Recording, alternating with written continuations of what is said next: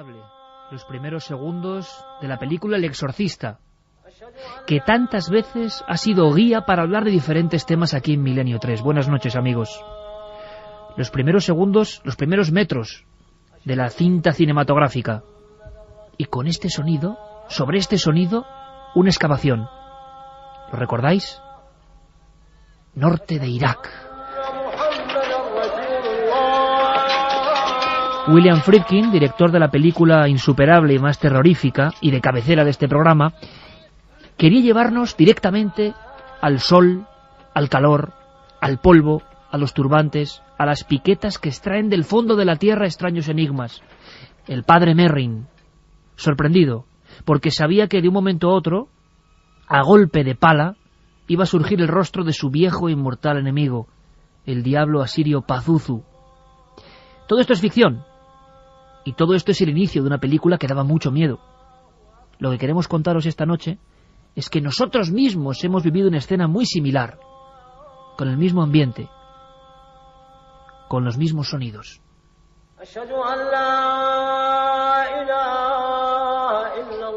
Hoy vamos a hablar de uno de los grandes misterios del hombre, de la historia, de la realidad. Y casi recordaba, con el minidisc en la mano, este mismo inicio del Exorcista. También cantaban los muecines desde Sanliurfa, la ciudad sagrada donde nació Abraham, el profeta. Pero sin embargo la carretera era una especie de serpiente semiasfaltada que llegaba hasta unos techos de Uralita. Un simple puesto, una escopeta, un guarda y sus 3 hijos, con los zapatos rotos, la cara marcada por ese sol que aparecía ya en esa película El Exorcista, y ese ambiente un poco irreal, os lo aseguro. Esperábamos otras cosas, otra vigilancia, porque estábamos buscando el lugar que decían que iba a cambiar la historia del hombre, la historia de la humanidad. Un templo, el templo más viejo, tan viejo casi como el tiempo.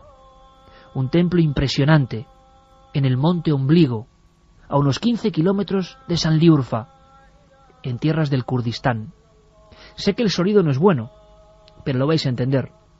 Cuando estuve frente a Ferman Buruk, nuestro acompañante, y a Yisi Yildiz, el guía y protagonista de unos hechos increíbles, tuve la tentación de poner el viejo minidisc sobre la tabla, que era una mesa rudimentaria. Suenan las cucharillas del té caliente, la Uralita nos protege de los cerca de 40 grados a la sombra, y estamos el equipo, Juan G. Vallejo, Carmen, quien estos habla ahora mismo, tan impresionados que no sabíamos qué decir. Ferman Buruk tomaba la palabra. Estábamos frente a un templo impresionante, lascas de piedra de muchas toneladas. ¿Por qué las hicieron? Grabados incomprensibles. El templo más viejo de la humanidad. Sonaba así para la cadena SER.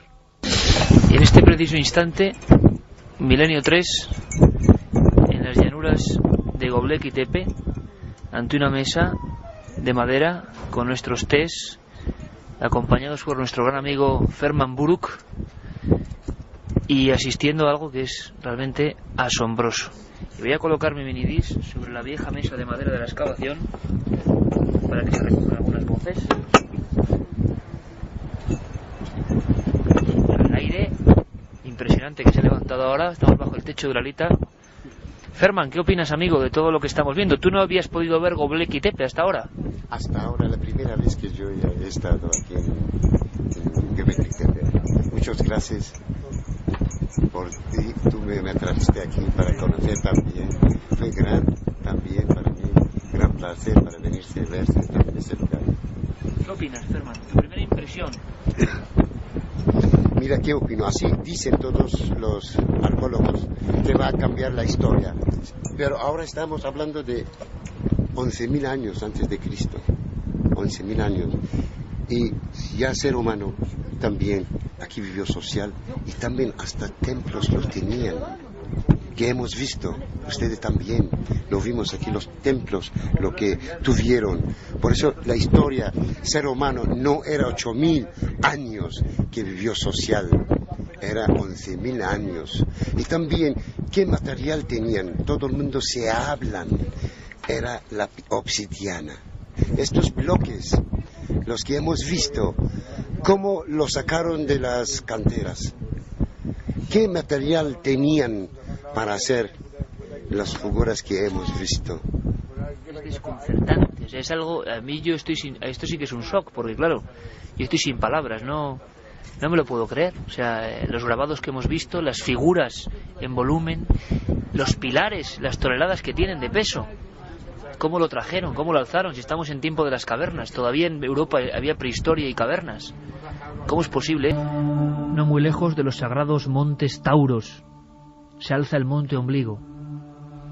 La creencia, para los habitantes de la zona de Turquía, Siria, Irak, del Kurdistán, es que allí nació la historia bíblica. Incluso en el monte Ombligo aparecieron los más antiguos códigos de las Sagradas Escrituras. Lo que ha demostrado la arqueología paso a paso es que hay algo sorprendente que se escondía bajo la arena y que puede ser solo la punta del iceberg. ¿Cómo nos sentíamos? Fuimos recorriendo esa especie de Ts, para describirlas, una especie de gigantescas taulas, pilares de piedra en forma de T, casi formando como gigantescos relojes solares, 13 en un círculo, 2 en medio, inmensos, pulidos, perfectos. ¿Cómo es posible en tiempo de las cavernas? En el Neolítico, que significa la nueva edad de piedra, a mediados del siglo XIX, Lubbock habló de el extraño salto que da la humanidad a todos los niveles. Nacen las ciudades, nace la domesticación de los animales, nace la agricultura, y precisamente detrás mismo de Göbekli Tepe aparece el monte Karadar. Dicen los especialistas, nosotros no lo sabemos, dicen ellos, que el primer lugar del mundo donde se domesticaron de alguna forma las plantas. ¿Qué hicieron aquellos anteriores cazadores para, primero, decidir vivir en un lugar, dejar el Edén de la caza libre, los frutos del bosque, y convertirse en esclavos, pendientes de los rebaños? ¿Cómo se produjo el diálogo entre hombre y animal para ser domesticados? Hay quien piensa que pasaron cosas demasiado extrañas en este gigantesco salto para la humanidad.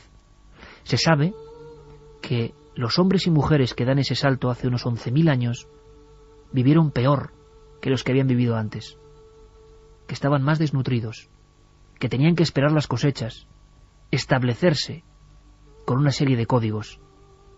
¿Qué clase de cambio es este? Estábamos tan sorprendidos que Carmen, casi tocando esas Ts de piedra, no se lo podía creer, os lo aseguro. Era tan alucinante lo que estábamos viendo y tocando que no podíamos creerlo. Ahora sabemos que es verdad, y que en este lugar se cambia la historia. No lo sé, es que te desconcierta bastante porque en teoría no tenía que estar eso ahí. Si seguimos la historia, si seguimos la historia oficial, esos bloques no deberían estar ahí o no pertenecer a esa edad, ¿no?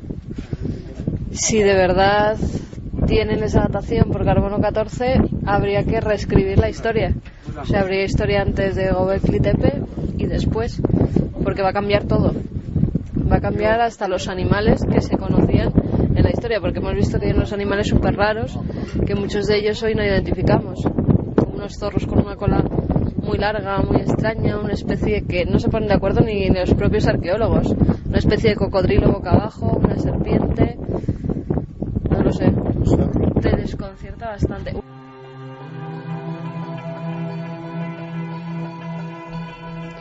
Desconcierto, eso es lo que sentía este equipo de periodistas. Y la primera vez que vimos las imágenes fue en este estudio de la cadena SER. Unas primeras noticias, un equipo de alemanes del instituto más prestigioso del mundo, con Klaus Schmidt a la cabeza, está desenterrando la historia en el monte Ombligo cerca de Urfa. Están surgiendo decenas de construcciones, cuando se supone que el hombre no sabía construir nada. ¿De qué cantera? ¿Y por qué? ¿Qué les impulsó a aquellos hombres que vivían en aquel lugar, o que rendían culto en aquel lugar, por lo que parece, a hacer tan titánica labor? ¿Tanto esfuerzo para qué? Los especialistas, como Lewis Williams, dicen que en este preciso monte, en este monte pelado y abrasado por el sol, donde la carretera está llena de bollos donde no llega casi nadie y donde los guardas tienen una simple y mísera escopeta para intentar mantener a raya el yacimiento extraño de los ladrones de la noche, en ese lugar olvidado de todo y de todos, en una zona muy conflictiva del mundo, vimos las tanquetas atravesando y levantando el polvo cerca de Göbekli Tepe, vimos los números de los militares pintando las mismas cordilleras y montañas donde puede haber otros tesoros de este tipo. En este mismo lugar, los especialistas aseguran que el hombre antiguo que vivía en las cavernas, da un paso más y construye templos. Esto implica tantas cosas. Lo que eran dibujos de las paredes, lo que eran cosas para iniciados, se convierte en religión. Una religión que tiene formas que nos parecían extrañísimas, formas que surgen por accidente, porque si no es por el accidente que os vamos a contar, esto seguiría enterrado. ¿Y cuántas cosas siguen en esa zona de la antigua Anatolia enterradas y que podían cambiar todos los libros de historia? Carmen, buenas noches. Buenas madrugadas, Iker. Ahora escuchar de nuevo los cortes, el sonido de Göbekli Tepe, las cucharillas del té, la uralita, el asombro de nuestro propio compañero turco que había oído hablar de Göbekli como tantos otros, pero no podían creerlo. ¿Eso nos pasó aquí? Son muchos recuerdos, además. Me estoy viendo ahora mismo en esa caseta con los hijos del que fue el descubridor, el pastor que por casualidad encontró este templo de hace 11.000 años. Y estoy viendo su cara ante nuestras cámaras. Ellos, yo creo que no sabían bien el valor que tiene ese yacimiento arqueológico. Sí que es cierto que el arqueólogo que está llevando allí la excavación, el arqueólogo alemán Schmidt, les había dado consejos, claves, para que cuidaran perfectamente mientras él no estaba, pues esa excavación iba a venir dentro de pocos meses, iba a llegar hasta allí, y ellos sabían que eran los dueños de aquel templo que tan desconcertados nos había dejado.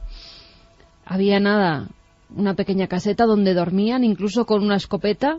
Decía que no por quien pudiera llegar hasta allí, sino sobre todo por los animales que se acercaban por la noche.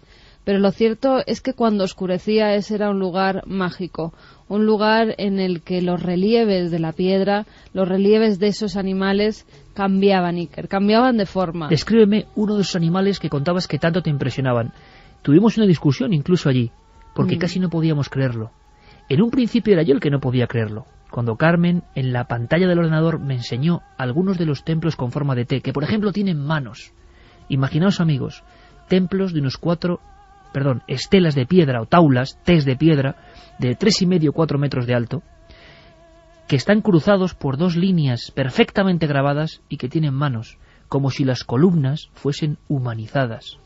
Cabezas gigantescas, puestas como si fueran oratorios, donde la cara ha desaparecido. Es un círculo por el que pasa el sol. ¿Lo estáis viendo? Es un simple aro en forma de cara con dos orejas, que da un aspecto terrorífico, y el sol al pasar por él deja su sombra al otro lado. ¿Qué clase de cosas eran esas en esos círculos de piedra donde parece ser que se hacen las primeras ceremonias religiosas colectivas de la historia? Descríbenos algo que te llamó la atención. ¿Por qué los animales parecían sacados de un zoológico de piedra? Eran increíbles, todos ellos fieros. Yo recuerdo un jabalí muy impresionante que había en una de esas estelas pétreas. Recuerdo también un león perfectamente grabado, perfectamente dibujado en la piedra. Tenía incluso un aspecto de fiero, Iker, que querían haberlo reflejado y lo consiguieron de verdad. Serpientes que parecían introducirse en grupos de 3 hacia la tierra, otras que parecían ascender, y ese zorro del que hablaba en el corte que has rescatado, una especie de animal, de perro muy antiguo, prehistórico, con una cola que parecía mucho más larga de lo que en realidad hoy conocemos. Animales ya extintos, animales extinguidos, sí que algunos de ellos, pero sobre todo un lugar que a mí me llamó la atención porque yo creo que esos antiguos constructores querían reflejar algo en lo que no se podía acceder, o por lo menos no podía acceder cualquiera, un recinto sagrado para que aquel que no tuviera el conocimiento suficiente, no llegara a penetrar dentro, porque los animales que había grabados en las piedras le podían dar miedo. Todo el equipo, nuestro compañero Carlos Ródenas poniéndonos una música que a mí me pone los pelos de punta, porque es una música inspirada en los misterios de la antigüedad, en los misterios más remotos de nuestra especie, y casi con este sonido me vuelvo a imaginar cabezas de piedra gigantescas, cuando en la prehistoria, lo hemos contado amigos, apenas se dibujaba al hombre. De repente surgen lo que parecen hombres, nariz prominente, ojos hundidos, y a veces en vez de ojos, 2 piedras de obsidiana. Dicen los especialistas que para hacer estas tés de piedra hay que acudir a importantes taladros de tungsteno. ¿Por qué una noche, un día, decidieron hacerlo?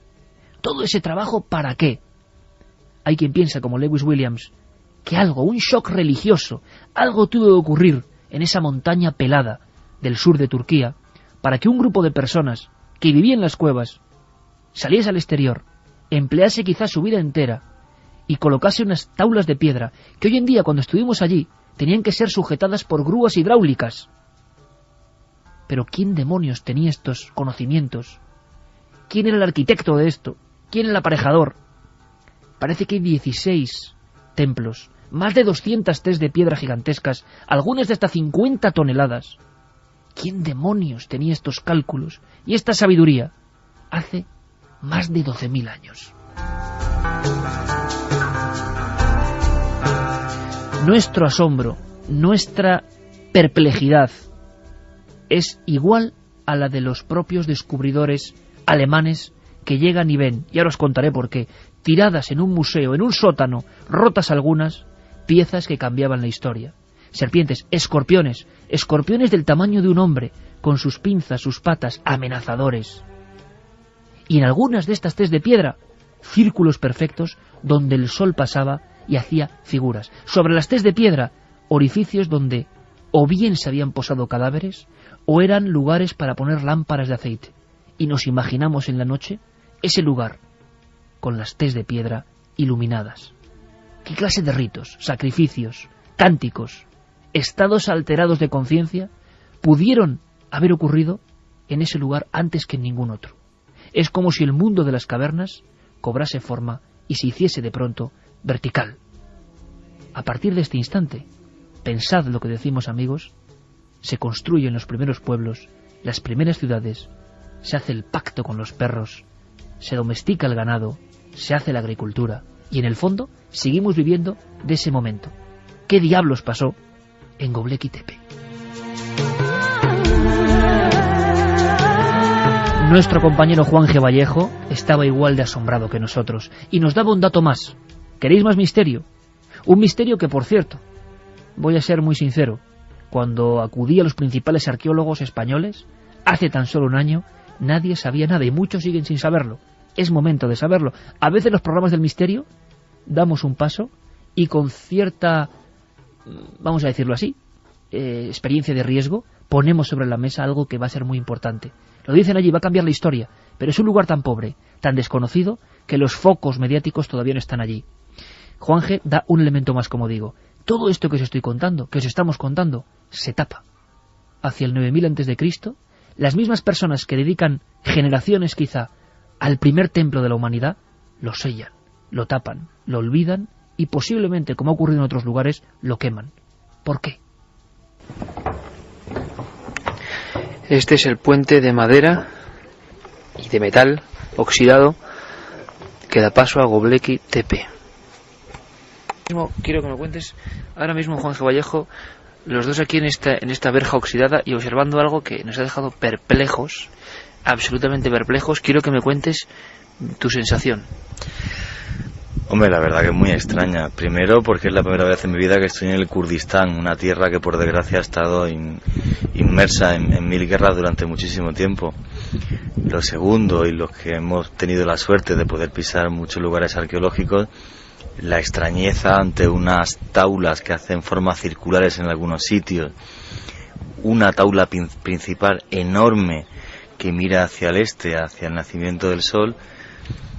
Y lo que más me impresiona es el por qué una civilización que rompe los moldes de la historia, que construye esto hace 12.000 años cuando el hombre se supone que estaba en taparrabos, luego sella todo esto y se ve perfectamente cómo ha sido tapado con piedras y luego sellado con guijarros y barro, guarda esto como un secreto, como un lugar quizás en algún tiempo sagrado y en otro tiempo maldito, para que la historia lo olvide, y de repente se abren esas páginas de un capítulo de nuestro pasado que a mí sinceramente me desconcierta como ningún lugar que he pisado. Las preguntas al cielo del desierto. Pasamos muchas jornadas en un sitio olvidado, pero que latía el gran misterio del hombre. Y si puede haber todavía templos más antiguos, porque este salto es muy grande. Hay en las montañas de la Anatolia, en tierras ya conjuntas de Irak y Siria, otros templos más antiguos, más remotos. Amigos, estamos hablando del mismo tiempo que el mito da a la Atlántida. Yo no digo que esto sea la Atlántida, pero digo que nadie imaginaba construcciones de piedra hace 11.000 años. Y de pronto tenemos a unos canteros prodigiosos que labran estela a estela, piedra a piedra, templo a templo, con todo tipo de figuras, algunas de ellas horrendas, tremendas. Tan es así que el mencionado Lewis Williams, que ha publicado hace muy poco con David Pearce, ambos en la Universidad de Sudáfrica, Dentro de la mente neolítica, aseguran que Göbekli, analizando todas las imágenes de serpientes, escorpiones, jabalís, zorros, leones, todos ellos o muchos de ellos o con pinzas o con dientes o agresivos, todo eso creen que es un lugar donde ocurrió algo muy importante que obligó a hacer eso. Es decir, no como piensa la historia, el neolítico es un cambio gradual y de repente a alguien se le ocurre que a ese animal salvaje que es el perro, imaginaos al perro antes de ser domesticado, hay que ser amigo de él. El famoso pacto del hombre y el perro ocurre, y en esta zona y en esta época. No es fácil. Que hay que guardar los frutos en alacenas o almacenes y no devorarlos en el mismo instante. ¿Quién piensa eso? ¿En qué momento? Que hay que vigilar los rebaños y no ser un cazador a la libre usanza. En un Edén. Ese Edén se ha acabado. Y tienen problemas los cráneos que se han encontrado en diferentes puntos de esta zona, tienen problemas dentales, tienen los huesos más frágiles, su vida ha ido a peor. ¿Por qué? Es como si alguien les hubiese dado el conocimiento de lo que va a ser la economía hasta hoy. Es un salto tan grande e increíble que Lewis Williams asegura que Göbekli Tepe es un lugar de ensoñación, y analizad el dato, la palabra de este prestigioso estudioso y arqueólogo. Un lugar, sin duda, de pavor sagrado.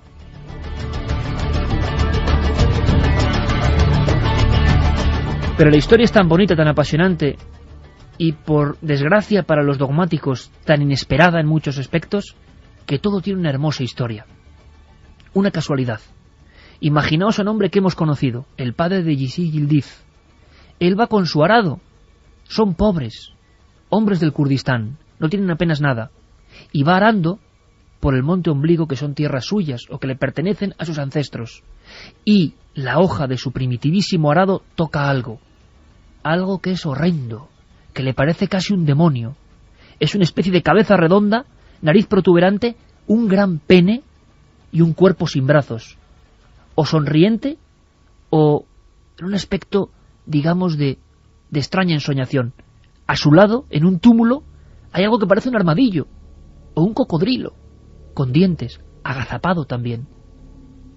Es la historia contada por el propio hijo del descubridor, que luego se hizo cargo de desenterrar cientos de piezas. ¿Qué estaba ocurriendo en aquel monte? Es increíble, bajo el techo de Uralita, escuchando desde Urfa a 15 kilómetros los cánticos de los musulmanes, en ese ambiente, que nos cuenten cómo se encuentra este hallazgo, que en realidad se da en el año 95, y que la arqueología ha tardado de momento casi 15 años en aceptar. Era tan increíble que no se podían aceptar, y pasará tiempo. Así nos lo contaba. Vais a escuchar hablándole en kurdo. Tenía que traducir al turco nuestro amigo Ferman Buruk en esa increíble ONU que montamos en un momento bebiendo el té junto a Göbekli Tepe. Escuchad la historia porque es increíble. Cuando su padre encontró las figuras, al estar desnudas y mostrar su sexo, las prohibieron. Escuchad. Bizim bir köylü emniyete çalıştığı için babamın yanına gidiyor. Burası tarihi eser diye kaçarsına yakalanırsın. Hadi buna müze verin gelsin. Dice, ellos cuando estaban arando, como lo vieron esos bloques, porque se afectó mucho, no pudieron arar sus tierras y empezaron a sacarlas unos, claro. Lo cortaron una parte de arriba, como era muy dura, el bloque que hemos visto, como no se rompió, lo taparon, lo echaron tierra, ¿sí? Para pueden arar sembrar su tierra, para pueden arar su tierra, hasta que encontraron unos pequeños, estos los figuras, y su papá lo llevaba a la casa, a su casa, y al fin lo vio unas imágenes, estos se hablan, estas cosas hay que darlas al museo, el museo te da dinero, y lo llevaron, el director del museo lo vio como eran desnudos, y no lo aceptó, mire. Aquí es muy importante este dicho. Decía, hombre, ¿quién lo hizo No lo aceptó. Imagínense, es muy importante esta palabra. Y al fin decía, ¿y qué hago? Y volvió otra vez con estas cosas. ¿Aquí? Sí, a su casa. Sí, otra vez. Y al fin, cuando empezaron a hacer represa, que está la quinta grande del mundo, y vinieron también los arqueólogos, que encontraron unas partes también, porque va a llenar todo de agua, lo sacaron los que había, uno, Klaus, es el alemán, lo vio, estas imágenes, estaban tirados en el museo, imagínense. Tirados en el museo. Sí. Y luego decía, hombre, todo el mundo se dicen es buenas, su papá, hay que dejarlas en el museo, déjalo allá, decía. Y cuando lo vio, es el alemán, y decía, ¿dónde? Sí, y al fin llegaron. Y hablaron con su papá. En este momento, cuando supo el director que son unas piezas valiosas, y vinieron y lo vieron en el lugar, lo dieron en este momento 20, y ahora, cuando antes eran muchos ceros, 22.000 liras de ahora de esos días. Sería 11.000 euros. Sí. Más, sí, 11.000 euros, exactamente. Por las piezas de piedra más antiguas del mundo. Exactamente. Parece que este lugar fue el primero de peregrinación. No se han encontrado cuerpos, no se han encontrado restos, no se vivía allí. Es un templo todavía por excavar. En mi opinión, supera cualquier mito, cualquier suposición fantástica sobre atlantes, extraterrestres en el pasado, visitantes del cosmos. Porque sea todo esto o no, ahí pasó algo, otro salto infinito, otro salto prodigioso hace unos 12.000 años. Y aquel templo atraía gente de kilómetros y kilómetros a la redonda. Aquella gente prehistórica, estamos en la nueva edad de piedra. Y acudía en este sitio por algo. A hacer ritos por algo. Santi Camacho, buenas noches. Buenas noches, Iker. Una historia y escucharla así, ¿no? Como tantas veces hemos hablado de descubrimientos arqueológicos, así a viva voz, ¿no? El hijo y su padre encontrando cosas que son incomprensibles, de un aspecto tosco pero tenebroso al mismo tiempo, y que con su pista y con esas figuras que aún siguen tiradas de alguna forma casi en un museo, empiezan a escarbar y cambia todo. Hasta este instante, Santi, se pensaba que las primeras urbes y templos tenían 3.000, 4.000 años menos, y de pronto ocurre esto. Es sorprendente y fantástico. Sí, es uno de esos fantásticos milagros que suceden de tarde en tarde. Estaba escuchando muy atento tu reflexión y a su vez me acordaba de otras reflexiones que había tenido yo viendo sitios muy posteriores, pero aún en el Neolítico, en Irlanda, en otros lugares, y que ves templos absolutamente ciclópeos, con una cantidad de trabajo que a día de hoy todavía resultaría increíble. Esas mismas tes de Göbekli Tepe. Y a mí siempre la única, una de ellas, la más potente reflexión era siempre ni metal ni rueda. Ni metal ni rueda. Ahora puede parecer relativamente sencillo transportar, simplemente transportar, con un carromato, tirado por personas o por bueyes, con una simple rueda, que no ha evolucionado, esa sí que no ha evolucionado nada en miles de años, da igual que sea la de un Fórmula 1 que la de una carreta, es un círculo con un eje en medio, no tiene más.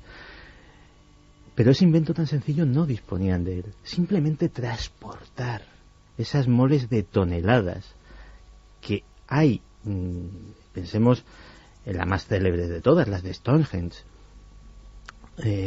Hay templos, por ejemplo en Malta, que haciendo el cálculo de con esa tecnología o carencia de ella, cuánto hubiese costado hacerlos, los arqueólogos llegan a la conclusión de que no menos de 400 años. ¿Qué lleva a una cultura de padres a hijos, generación tras generación, a levantar una obra que es, en cuanto a su cuantía, superior a nuestra carrera espacial? No nos hemos tirado 400 años llegando a América, no nos hemos tirado 400 años llegando a la Luna. ¿Qué les movía? Eso sí que es un gran enigma.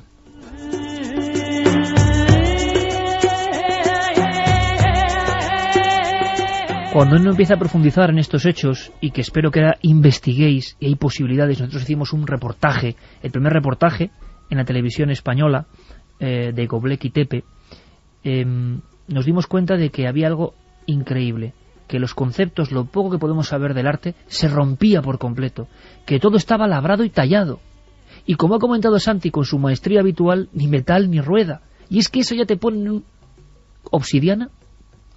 ¿Con qué martillos? ¿Con qué elementos? Si estamos hablando de las piedras pulimentadas, estamos hablando de esas piedras, de esos bifaces, de esas cosas que se asemejan casi a lo más remoto del hombre. No vemos al arquitecto. ¿Qué clase de planificación? ¿Por qué en perfecta simetría? Con murallas. Ahora hablaremos de murallas, porque se suponía que la historia del Neolítico, que como en todo lo asombroso e importante de nuestra historia, ningún experto se pone de acuerdo, era una, y ahora es otra. Carmen tiene en las manos ahora mismo, en una fotografía digital, una de esas figuras no identificadas, o cocodrilos, o dragones, o armadillos, unidos. Es que yo lo estoy viendo ahora y me lo sigo sin creer, o sea, es increíble.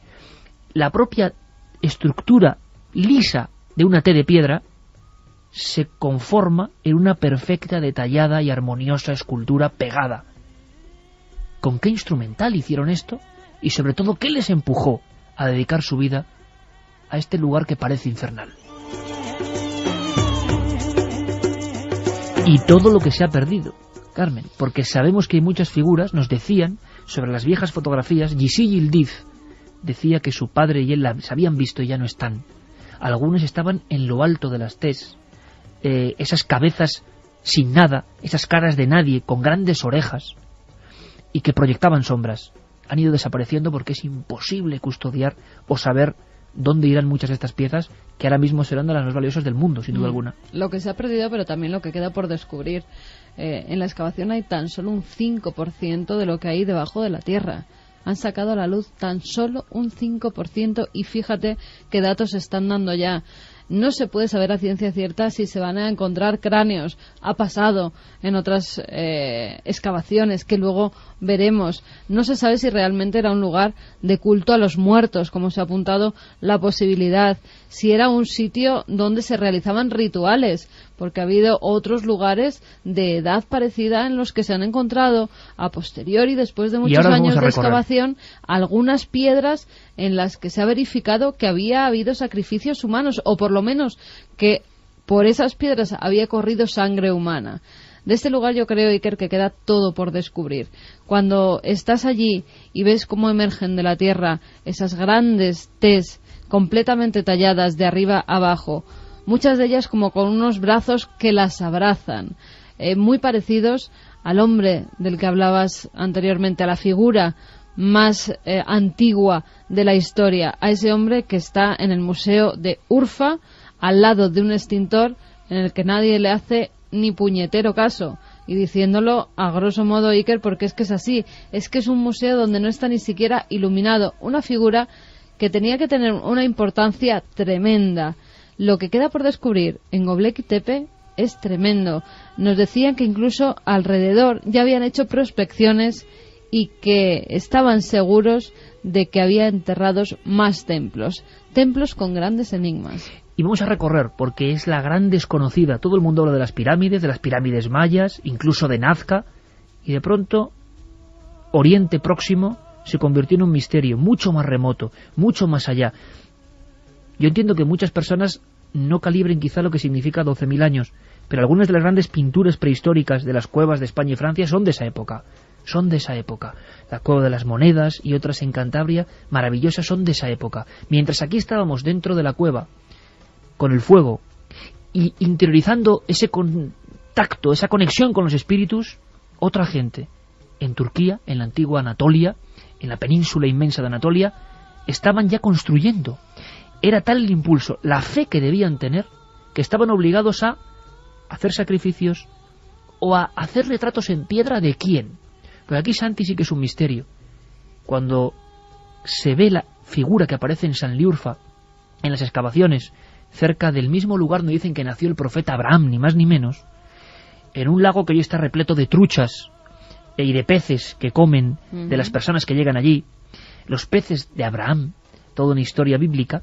Bueno, pues hay unas excavaciones en pleno año 1993, hace nada, y uno de los obreros tiene que irse a la mezquita corriendo porque cree también que ha visto la imagen de Satanás. Tal es la impresión que le da esos ojos de obsidiana, esa cara inmensa, 2 metros de alto, sin pelo, perfectamente pulido, con las manos como aparecen en el templo de Göbekli, cogiéndose la barriga, una expresión tremenda. Y cuando nosotros, Santi, estamos allí, en ese museo de Urfa que ha descrito perfectamente Carmen, ahora veremos otras barbaridades que se han hecho con estas piezas de esta zona, que es increíble. Ves la figura, y había algo extraño en esa figura. Notábamos algo extraño. Su expresión era terrible, pero no tenía boca, la nariz protuberante. Cuando Marcos Macarro, nuestro cámara, y José Alberto colocan los focos, observamos que empieza a surgir una sombra de boca que era terrorífica y que incluso circundaba una serie de afilados colmillos. Enseguida vimos esa figura de 2 metros de alto, la escultura humana más antigua de la historia, y no hablamos de las Venus prehistóricas pequeñitas, de 2 metros, tamaño natural, la más antigua de la historia, tenía esa faz, esa especie de siniestra expresión. Todos los que han hablado, Santi, de visitantes de la antigüedad, acudiendo a pruebas un poco a veces extrañas, cuando vemos esas figuras que todos tienen como 2 Vs, o como dicen en el equipo de Cuarto Milenio, una especie de jersey de cuello de pico, que se le ve un uniforme cuando el hombre iba con pieles. ¿Qué clase de retrato podía ser aquel? ¿No es esto un hallazgo que incluso podría dar mucho más que hablar a aquellos que piensan que son muchas culturas, Santi, que en un momento de la historia, cuando no sabíamos nada, cuando estábamos en la caverna, los dioses bajaron para enseñarnos cosas que serían fundamentales para nuestra vida en el planeta, como así ha sido? Si uno ve el retrato de ese gigante de Balikligol o de algunas figuras de Göbekli Tepe, se da cuenta de que ahí están esos dioses de los que tanto han hablado. Ahí tenemos la prueba, quizá. Pues quién sabe. El gran problema con la arqueología y con la historia es que solo somos capaces de calibrar las cosas con nuestro conocimiento actual.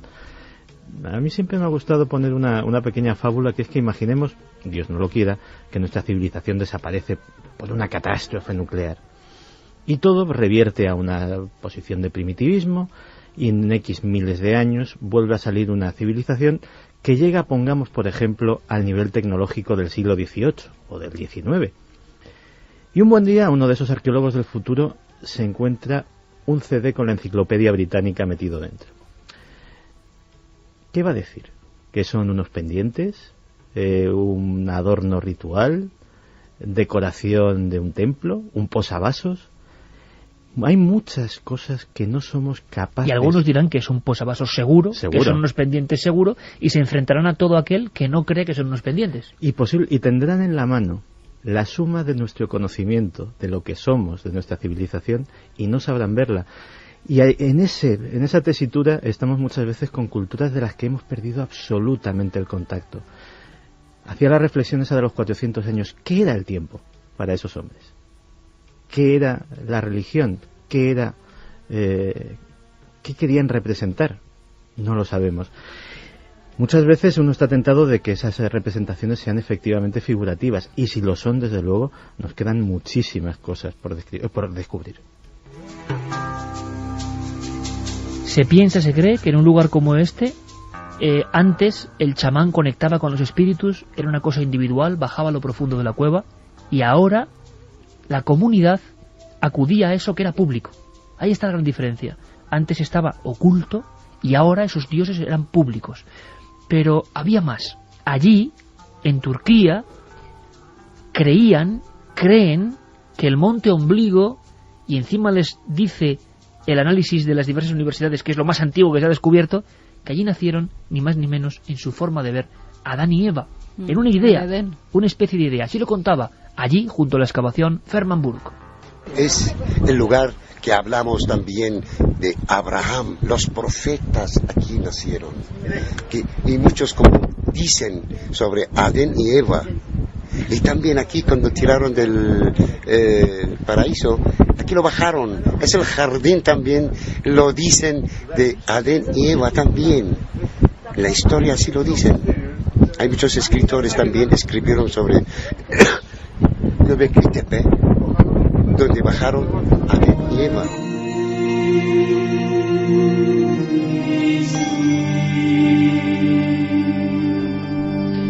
Y lo dice un musulmán.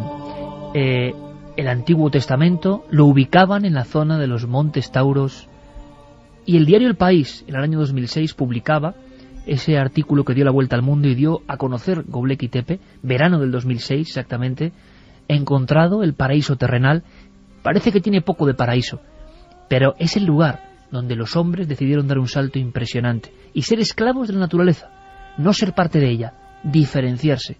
Atención, yo creo que a este término. No éramos parte de los animales, parte de los bisontes, parte de las alimañas, parte de las cuevas. Éramos otra cosa. Dominábamos esa cosa y teníamos los rudimentos especiales para hacerlo.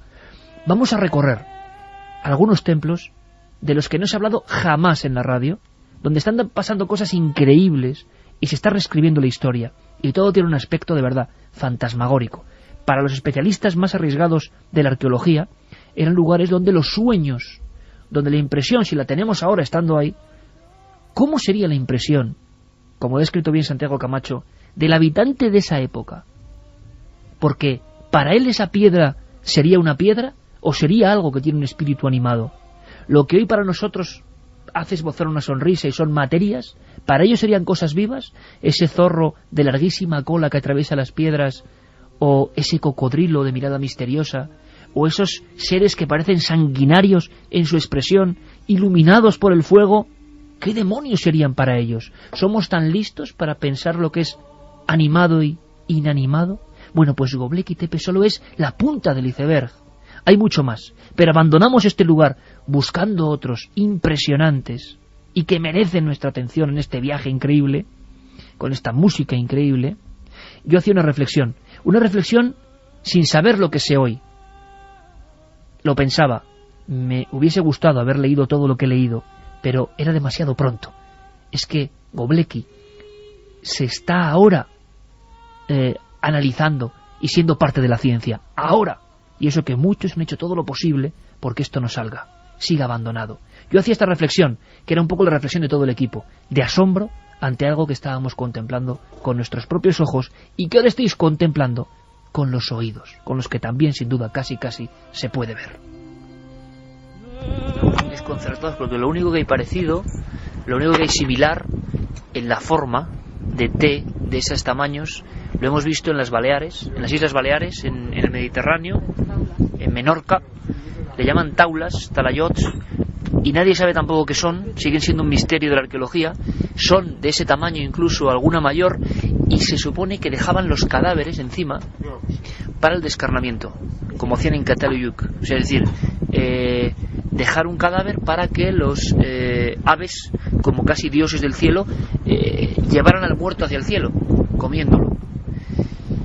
Luego hay toda una creencia en esta zona, macho, de dioses alados, y es algo increíble. Yo he estado en algunas partes del mundo, Carmen también, Juanje también, y creo que estamos ante uno de los hallazgos más sorprendentes de la historia de la arqueología. Nos sorprende todavía que desde el año 95 esto se haya descubierto y no tenga el eco. Bien, el alemán ha hecho su libro, tal, pero no tiene el eco internacional, porque si no aquí habría una carretera, habría una entrada, como en Goreme o en cualquiera de estos sitios, habría gente haciendo cola. Sorprende que todavía, yo no sé si porque todavía quiere tenerse un poco en secreto, saber que hay más, porque da la impresión de que puede haber mucho más, pero desde luego esto sería un foco de turismo y de conocimiento a nivel mundial, a nivel mundial, comparable, si sigue siendo cosas, a las pirámides, Stonehenge, Nazca, pirámides mayas, comparable a eso.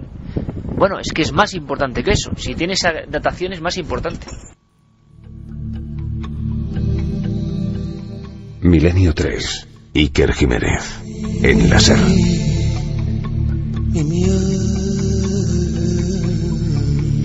Iker Jiménez en la SER, Milenio 3 y todo el equipo intentando viajar por la historia, el tiempo y el espacio, y con una sensación de sobrecogimiento absoluto ante el poder de lo sagrado, y la sensación que hemos contado tantas veces de que ya no sabemos leer lo que nos querían decir nuestros más antiguos antepasados, que sabían cosas que hoy nos parecen imposibles ni de concebir.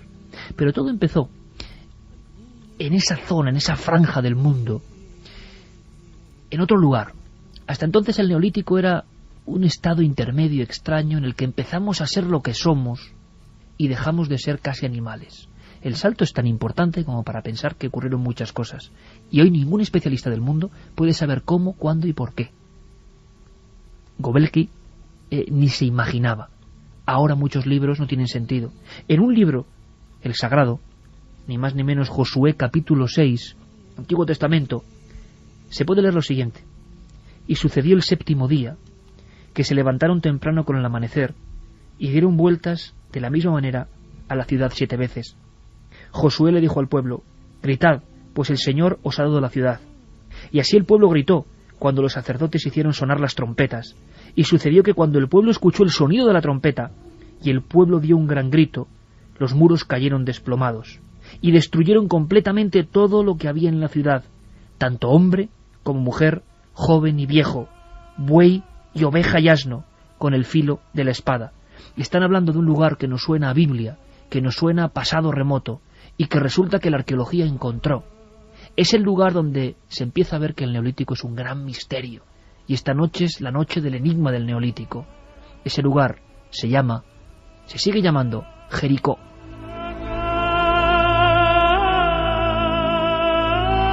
Es la ciudad más baja de la tierra, 250 metros bajo el nivel del mar, muy cerca de una de las orillas del Mar Muerto, a unos 30 kilómetros de Jerusalén.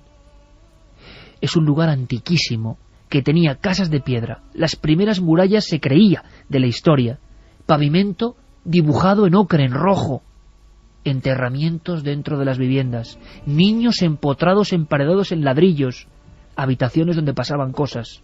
Es Jericó. La Biblia contó que maldito sea de Yahvé el hombre que se levanta y reconstruye la ciudad, la primera ciudad maldita de la historia, una ciudad que, según demostró una arqueóloga, había sido quemada y arrasada 15 veces. ¿Qué pasaba en esa primera ciudad de la historia para ser arrasada, maldecida y destruida 15 veces? Aquí la historia de la arqueología, Carmen, se mezcla con la historia de otra mujer, otra de esas mujeres valientes, como ocurría en Pascua con Catherine Rowlidge, con tantas otras pioneras. Me las imagino solas en la excavación. El último día de la excavación le debe pasar algo a esta mujer, encuentra algo increíble y dedica su vida a ella, claro. Sí, es Kathleen Kenyon, es una mujer inglesa, además desde pequeña mama lo que es la arqueología.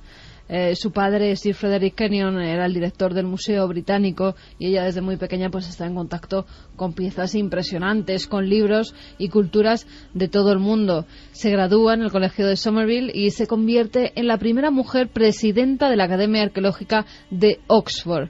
Con tan solo 23 años participa en algunas excavaciones, como la de la Gran Zimbabue, que estaba llevando a cabo otra arqueóloga, Catton, y como alumna avanzada la envían a trabajar con el arqueólogo Sir Mortimer Wheeler. Es muy importante este nombre, Wheeler, porque en posteriores excavaciones todo lo que ella ha aprendido de sus métodos, sobre todo en Jericó, lo va a utilizar. Es decir, en Jericó había habido algunas excavaciones anteriores que, bueno, habían encontrado muros, no pudieron decir si verdaderamente eran los de la Biblia, efectivamente, pero ella hace una excavación diferente, el método Weber, así se llama, y es un método en el que la excavación se divide como en cuadrículas. Bueno, el que se emplea hoy. Hoy en día hay otros métodos más avanzados porque hay cosas que, bueno, dejan un poco de lado y entonces no es fiable del todo 100%, pero en aquella época, estamos hablando de los años 50, 60 más o menos, lo que se hacía era en esa excavación varias cuadrículas y entonces poco a poco se iba excavando y cada uno de los niveles que se iban encontrando pues era fotografiado y también se tomaban todo tipo de muestras para que así nada pasara por alto. Esta arqueóloga llega a Jericó y empieza a encontrar cosas realmente impresionantes. Pero le vamos a contar esas cosas a la vuelta. Son increíbles, cambian su vida, y además ella dejó por escrito que fue tal el sobrecogimiento que sintió el último día de la excavación porque encontró algo. Algo que era un emisario. Algo que era un mensajero del otro mundo que se revelaba por vez primera.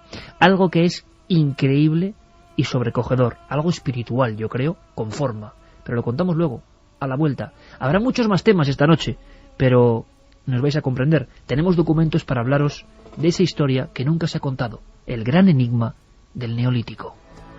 Los diferentes templos que estamos recorriendo fueron quemados, enterrados, olvidados.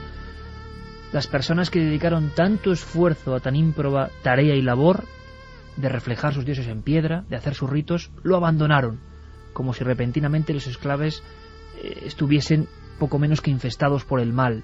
Es otro de los misterios de esta franja de tiempo de la nueva edad de piedra, el Neolítico. Nadie sabe, ningún especialista, por qué estos entornos que llegaron a ser muy populosos, como Çatalhöyük, con casi 10.000 personas, un poblado de la antigüedad, 10.000 años antes de Cristo, 8.000 años antes de Cristo, con 10.000 personas, y que de pronto se abandona. ¿Por qué ocurría esto? Estamos hablando del gran enigma del Neolítico, esa franja de tiempo donde la humanidad cruza un Rubicón, es decir, no hay vuelta atrás. Han adquirido una serie de conocimientos que serán ya algo que antes no se tenían. Ganadería, domesticación, agricultura y la conexión con los más viejos escritos. Hablábamos de la Biblia, de las trompetas y las murallas de Jericó derrumbándose, pero es un tiempo mucho más moderno. Sin embargo, en las excavaciones, gente muy valiente descubre que hay una Jericó antigua. Kathleen Kenyon es una de esas arqueólogas valientes. Prácticamente se iba a marchar de la excavación, así abandonábamos nuestra primera hora. Y de pronto, en una de esas cuadrículas, y como ocurre en las bellas historias y también dramáticas a veces, o fantasmagóricas, aparece eso, casi un fantasma de barro que le obliga a quedarse y que obliga a reescribir todo lo conocido. Final de los años 50, se encuentra lo que Kathleen comentará como culto a los cráneos, ni más ni menos. Eso sí que lo has dicho muy bien, cuando estaban ya prácticamente a punto de irse, porque habían recogido todos los enseres, las tiendas de campaña, la cocina donde cocinaban para todo el equipo de arqueólogos. Estaba ya todo recogido cuando uno de esos obreros, haciendo una zanja, encuentra un cráneo, o la parte superior de un cráneo, porque el resto se dan cuenta que está rehecho con una especie de arcilla, una arcilla a la que habían incluido unas conchas a modo de ojos. Se da cuenta de que no es un cráneo normal, sino que es un cráneo que ha sido manipulado por el hombre, que ha sido recubierto de esa arcilla, que tiene incluso todo el interior relleno de arcilla, que esa mandíbula parece que está hecha como una especie de yeso. Pero no es el único cráneo que encuentra debajo del piso de una casa, debajo del suelo. Extrae ese primer cráneo y se da cuenta que hay 7 más detrás. 7 que están colocados perfectamente en posición mirando uno hacia el otro. Enseguida se da cuenta de que es un ritual, de que pueden haberse extraído los cráneos, que es lo que principalmente ella apunta como hipótesis cuando el cuerpo ya está descompuesto. Eso es lo que creía hasta que encuentra un cráneo de un niño. Un cráneo muy pequeño que la deja a ella muy impactada, incluso aterrorizada, cuando empieza a ver sus ojos vacíos, esas conchas que habían puesto para figurar una visión en el más allá. Y se da cuenta de otra cosa, Iker. En esos cráneos de niño no pasaba como en los de los adultos que había encontrado anteriormente. Tenías todavía algunas vértebras del cuello, lo que apuntaba a que ese cráneo no había sido extraído cuando el cuerpo estaba descompuesto, sino que había sido quitado de forma ritual, había sido cortado. No se sabe si ya muerto el niño o todavía con vida. El culto a las calaveras o el culto a los cráneos provocó un inmenso debate en toda Europa.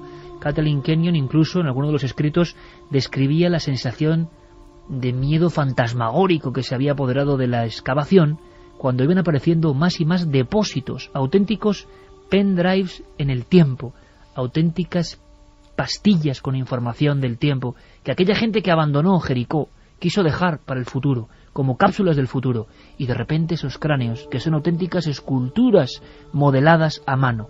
Cuando uno ve uno de esos cráneos, y hoy podéis hacerlo por internet, y lo miran fijamente, se da cuenta lo que los antropólogos describen como la visión del más allá. Los ojos tenían una posición perfecta, y parece que el muerto, en la creencia de esas gentes, 8000 años antes del nacimiento de Cristo, creían que después de la muerte, ese cráneo iba a seguir viendo, y que al mismo tiempo ese objeto, el cráneo, era poderoso, y por eso estaba debajo de las mismas casas, o como en el caso de Jericó o Çatalhöyük, en las puertas, bajo las puertas, a veces muy pequeñas, del entramado de manzanas de casas de Çatalhöyük, porque eran como guardianes de las puertas entre la vida y la muerte. Mucha gente se llevó las manos a la cabeza. Resulta que los neolíticos, porque en las cuevas prehistóricas nunca se ha podido comprobar, son los primeros sacrificadores. Y se empieza a hablar de religiones y de sacrificios. Y de rituales, porque están en algunas de las casas, luego encontraron más cráneos que estaban puestos en forma circular, todos mirando hacia el centro, o otros que estaban perfectamente alineados y miraban hacia un mismo punto.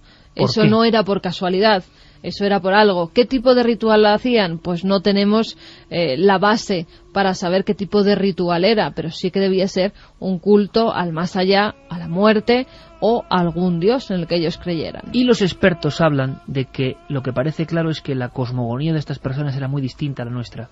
Para ellos matar o sacrificar o morir por ir al más allá no es algo que espanta como ahora, cuando la muerte se aparta. Es que para ellos, parece que los estudios indican, y nunca lo podremos saber, la muerte era otro estado del alma, era otro viaje a otro lugar, era una división de etapas, no había ningún problema, era un viaje al otro lado y teníamos que tener guías en ese otro lado.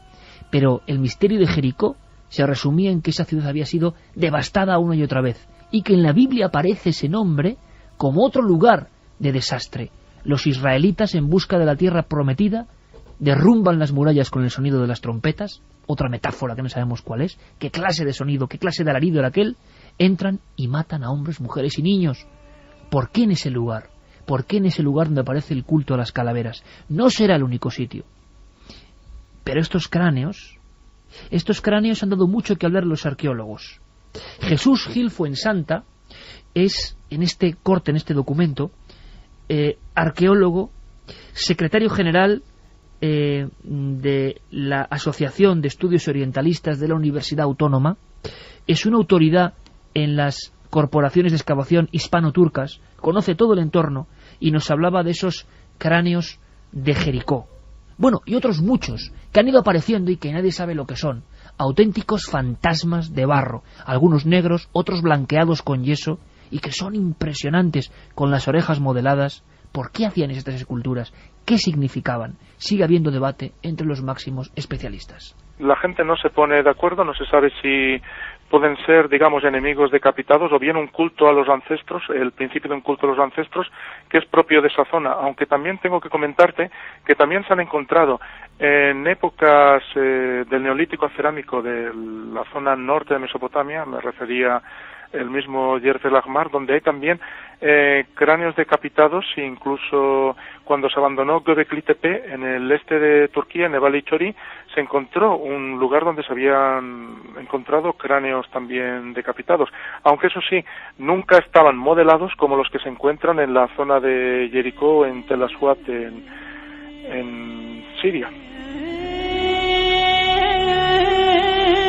Lewis William y otros especialistas hablan de qué clase de cánticos, quizá como estos que escuchamos de Dirk Dance y la voz prodigiosa de Lisa Gerrard con el Yulunga danza de los espíritus, quizá estos mismos cánticos, o muy parecidos, se cantaba. ¿Podríamos entender con un habitante de Nevali Chori, de Cayonu, de Cataluyuco, de Göbekli Tepe? ¿Piensan como nosotros? ¿Ven como nosotros? ¿Tenía vida todo aquello que habían construido? ¿Qué sentimientos tendrían? ¿Eran capaces de sacrificar a su propio hijo como hizo Abraham o estuvo a punto de hacer Abraham con su propio hijo? Qué curioso que la historia ocurra en el mismo lugar de los cultos cráneo. Pero si hay un lugar aterrador en todos estos templos de los que apenas nadie habla, un lugar absolutamente terrorífico al que se ha llamado Casa de los Muertos, aún más lejos de Göbekli Tepe, en la Anatolia, en pleno corazón del desierto, ese lugar, ese terror, se llama Cayonu, y quiero que lo conozcáis.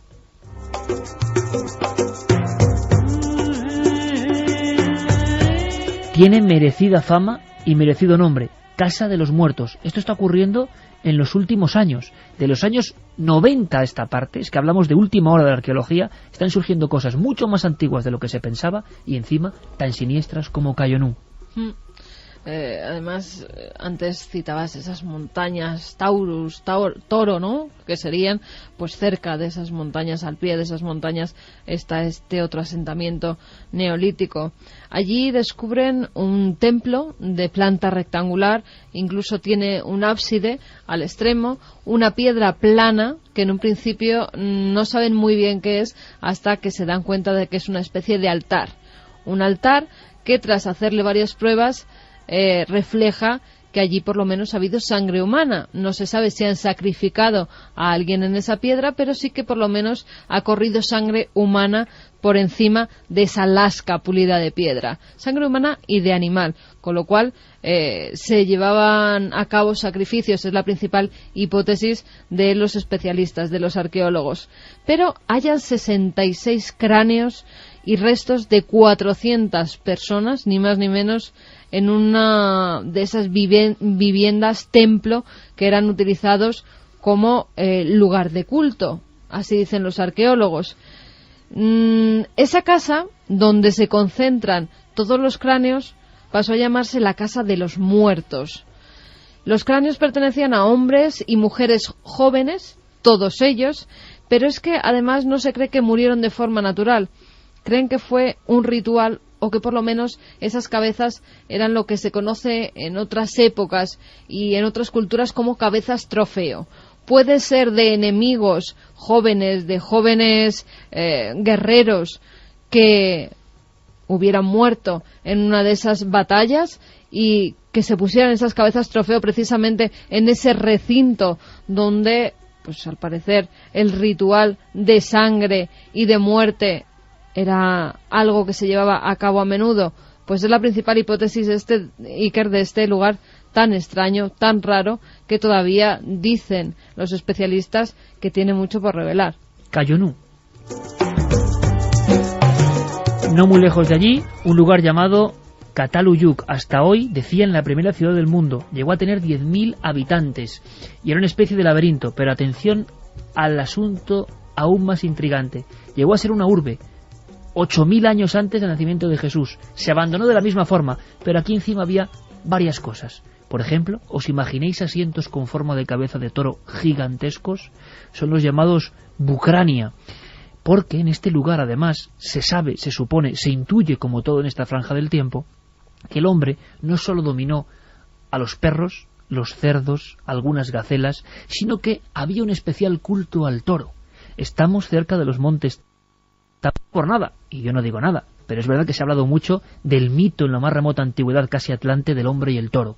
Pues los bucrania, que llegan a tener hasta 3 metros de anchura, son cabezas gigantes de yeso y arcilla, dibujando la cara, la faz, el testuz de un toro sin ojos, de un toro fantasmagórico. Y a él se acoplaban los cuernos de un animal que ya no existe, y que dejó de existir en el siglo XVII, y que bien sabe Santi, ¿verdad?, que es el uro, el antepasado del toro, una auténtica fiera increíble, con el que, al parecer, tenían sus retos y sus domesticaciones, y quizá acabaron por domesticarlo los habitantes de Çatalhöyük.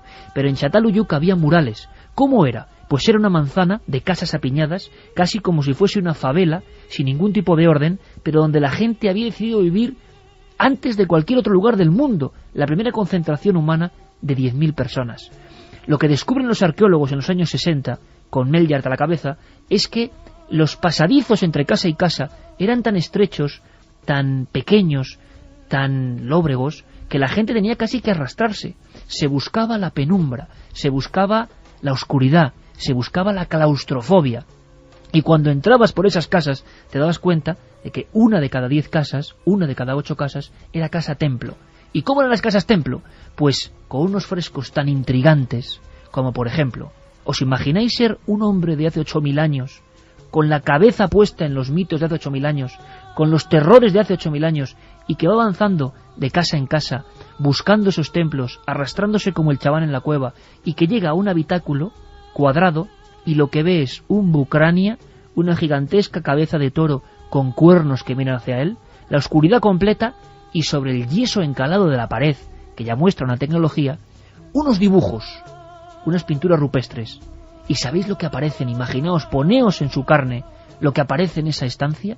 En la estancia 13, por ejemplo, de Cataluyuk, gigantescos buitres que tienen pies humanos, parecen producto de una pesadilla. Lewis Williams dice que son dibujos de las pesadillas, y esos buitres humanos o humanizados están descarnando a personas, y las personas aún vivas están danzando, pero esos danzantes humanos, ninguno tiene cabeza.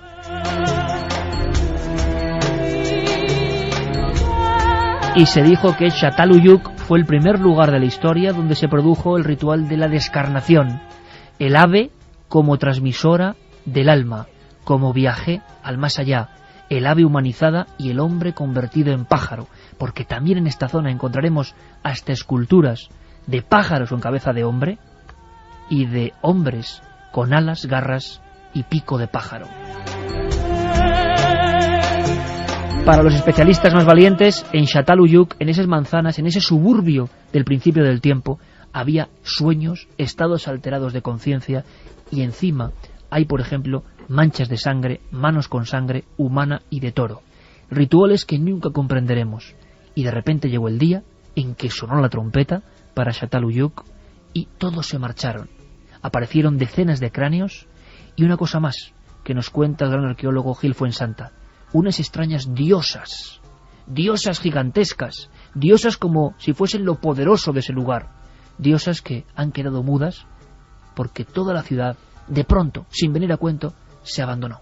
Era un yacimiento muy extenso, que estaba todo construido a modo de manzana, todas las casas apelotonadas unas junto a otros. Parece que se congregaron ahí una gran cantidad de población. Algunos excavadores dicen 10.000 personas, otros prefieren solamente hablar en 5. Y a pesar de esa gran concentración de gente, estamos hablando de un poblado, es decir, no un lugar que tiene, digamos, la vocación de ser una ciudad, de que hay, curiosamente, mucha representación de animales. En Chatal encontramos dos cosas. Esta representación de animales, recordamos las cabezas de toros, de cabras, de osos, pero también aparece una cosa muy importante, es que es uno de los primeros yacimientos donde predominan mucho las figurillas de diosas madres, unas figurillas femeninas que han sido interpretados en el plan de diosas. Y antes de contaros la historia del último de estos yacimientos, que hoy está bajo el agua, y que yo creo que es quizá el más espantoso y asombroso y fascinante, junto con Göbekli Tepe, Çatalhöyük dejó ese regalo que hoy se ve en los museos de Turquía, el de Ankara en concreto, unas gigantescas diosas que, por cierto, de sus rodillas salen leopardos, por ejemplo, una unión entre el animal y la diosa como algo muy poderoso. De pronto se ha cambiado y esas culturas antiguas han pasado a adorar de una forma muy especial, como hacían en la prehistoria, a la diosa. Las 10.000 personas que viven en Çatalhöyük lo abandonan, dejan su plano perfectamente esquematizado, pero esa idea de las diosas, cuentan algunos especialistas, Santi, que llega a Europa, se ha puesto muy de moda con el Código da Vinci y demás, reivindicar el poder de la diosa, que algunos dicen que el cristianismo u otras culturas, bueno, el cristianismo, los musulmanes y todas las culturas, prácticamente han quitado de en medio el poder de lo femenino de la diosa. 8.000 años antes de Cristo, dejan eso en Çatalhöyük, entre otros muchos ritos incomprensibles, y eso llega a Europa con otras figuras que nos parecen realmente de extraterrestres y que algunos dicen que significan el poder de la diosa. Pues sí, yo creo que toda esta teoría se la debemos a la figura de la arqueóloga y antropóloga María Gimbutas, una lituana que dedicó toda su vida a estudiar tanto la arqueología neolítica como su reflejo en mitología, en lenguaje, y desarrolló una teoría que revolucionó por completo la concepción que teníamos de este periodo y que, por ejemplo, grandes expertos la han dado como buena, como positiva, e incluso ha tenido, hay una novela que me parece encantadora de Robert Graves que se llama La diosa blanca, en la cual si alguien no quiere acceder a lo mejor a la obra de María Gimbutas porque sea muy técnica, todo ese mundo de diosas, de poder de lo femenino, Robert Graves, que es el autor de Yo Claudio y de otras grandes novelas históricas, pues lo refleja muy bien. La teoría de María Gimbutas es que el salto al neolítico, el salto de ser cazadores-recolectores a empezar precisamente eso, a atarse a la naturaleza, a cultivar, hacer ganadería, etcétera, etcétera, lo dan las mujeres por dos factores.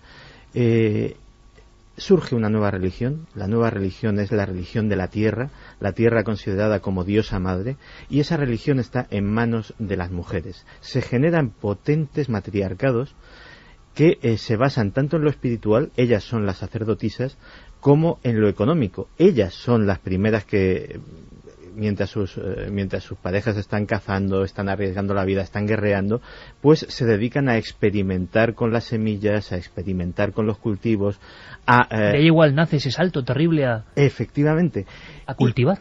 Y en una época, pongamos, una época de sequía, una época mala en la cual la caza, por el factor que sea, una epidemia, una migración, empieza a escasear, de repente ese hobby, por decirlo de alguna manera, de las mujeres, de cultivar sus hierbitas, de tener unas gallinas o cosas semejantes, empieza a cobrar una importancia brutal.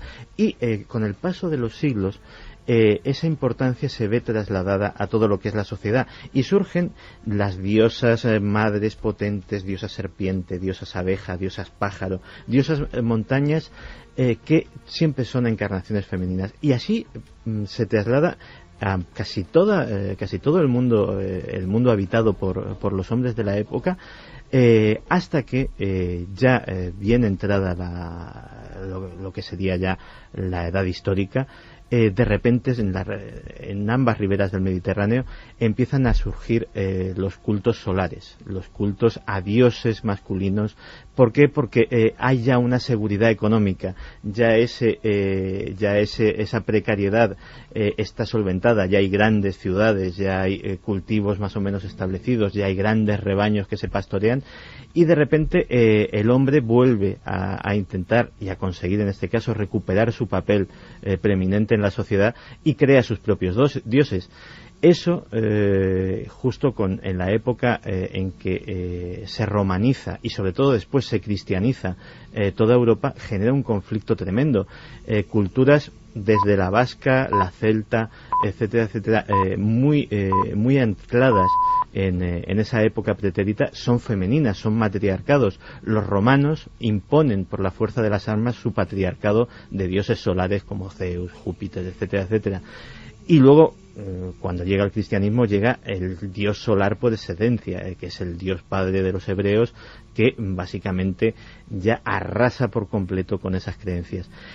Tanto es así que la obra de María Gimbutas, a día de hoy, en los movimientos neopaganos, que los hay, y hay verdaderos cultos de nuevo cuño que quieren recuperar ese tipo de espiritualidad, son casi textos sagrados, textos en los cuales buena parte de esas creencias y de ese intentar recuperar esa espiritualidad primitiva se basan, con lo cual, incluso digamos que en la parte del misterio, María Gimbutas ha tenido una importancia bastante grande.